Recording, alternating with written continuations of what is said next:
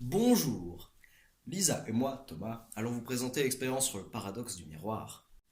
Pour la réaliser, vous aurez besoin d'un miroir placé à la verticale, de hauteur et de largeur au moins égale à la hauteur et à la largeur de votre visage, d'un transparent pour projecteur ou une pochette plastique, comme nous avons fait, d'un feutre et de papier collant.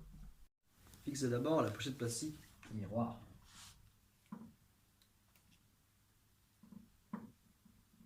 Placez-vous à 50 cm du miroir, de façon à vous voir en entier.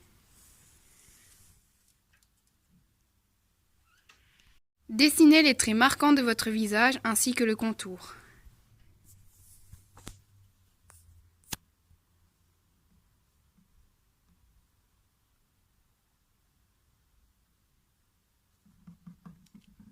Comparez la taille du dessin obtenu à la taille du visage. Nous pouvons observer que la taille du dessin vaut la moitié de la taille du visage de Thomas.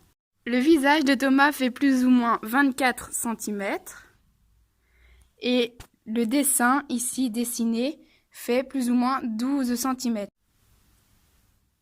Après cette observation, nous pouvons nous poser une question qui est: mais pourquoi est-ce que la taille du dessin du visage de Thomas vaut la moitié de son visage? Car lorsque nous nous regardons dans le miroir, nous avons l'impression, et c'est la réalité, que l'image de notre visage fait la même taille que notre visage. Cette image, elle est symétrique et virtuelle, alors que le dessin que nous avons fait, lui, est réel. Et il fait la moitié de la taille du visage. Donc, la question à laquelle nous allons vous répondre après, grâce à nos schémas, c'est: mais pourquoi est-ce que ce dessin fait la moitié de la taille de notre visage? Nous allons vous expliquer avec des schémas pourquoi la hauteur du visage dessiné sur le miroir vaut la moitié de notre visage. Pour trouver la hauteur du miroir, nous avons d'abord placé les points images du haut de la tête, des yeux et du menton.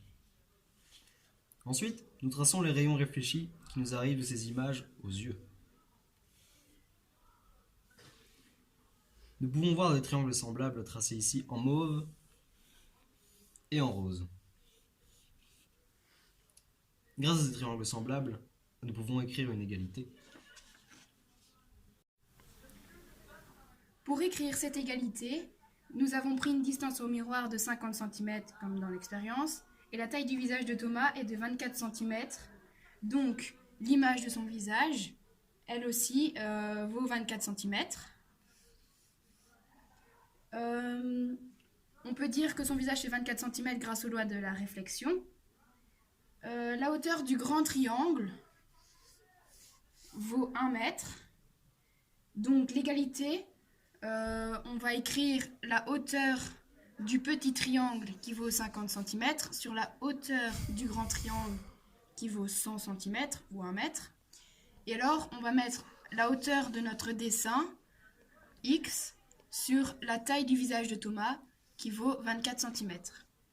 À la fin, on en arrive donc à conclure que le dessin que Thomas a dessiné sur le miroir vaut 12 cm, comme dans notre expérience. 12 cm, c'est donc bien la moitié du visage de Thomas.